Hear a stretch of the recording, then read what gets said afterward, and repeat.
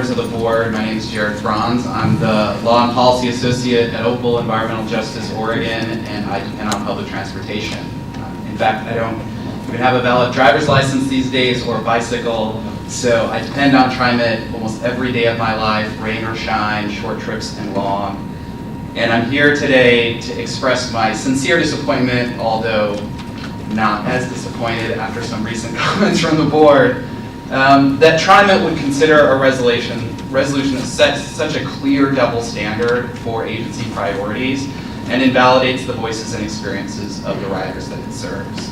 But first of all, let me just make clear that I do not oppose restoration of frequent service. I'm here only to ask you to either vote against or table the particular resolution that's in front of you. Voting against or tabling this resolution will not meaningfully delay service improvements that the agency says aren't even possible until March at the earliest. But it will allow Trimet to amend or reconsider a resolution that finally proves, not just promises, that the agency values transit equity. Trimet should include frequent bus service in a more comprehensive resolution that also includes commitments to longer transfer times and other system-wide strategies, rather than just committing in isolation to limited improvements to a small number of bus lines that are already among the most frequent in the entire region. For the $3.1 million that Trimet expects to spend with this current very narrow resolution, it can only fully improve about 5 bus lines to true frequent service. Yet for about $500,000 less than that, it can extend the amount of times that all single fare riders have to transfer and travel. So that comparison is worth repeating. Slightly better frequency on just a small handful of bus lines, or for $500,000 less, more time for everyone in the region to travel on a single fare.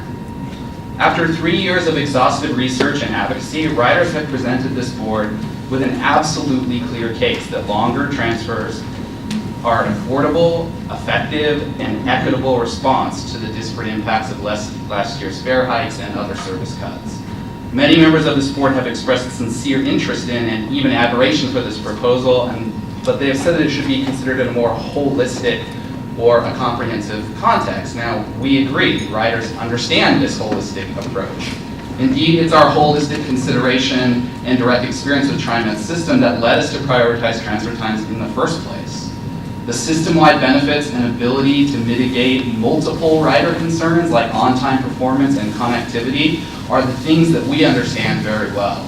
But what we don't understand is why riders are advised to think more holistically about solutions to their own problems that they identify themselves and exhaustively research, while Trimet staff holds itself to a considerably lower standard. It is unilaterally decided that slightly more frequent bus service on a handful of routes is more important to riders and wants to commit to that course of action with this resolution. But there is nothing holistic or strategic about this unilateral and independent commitment. In fact, the resolution itself and other comments today have made clear that public engagement on frequent service hasn't even begun yet, which means Trimet is committing itself to a narrow course of action that it doesn't yet understand.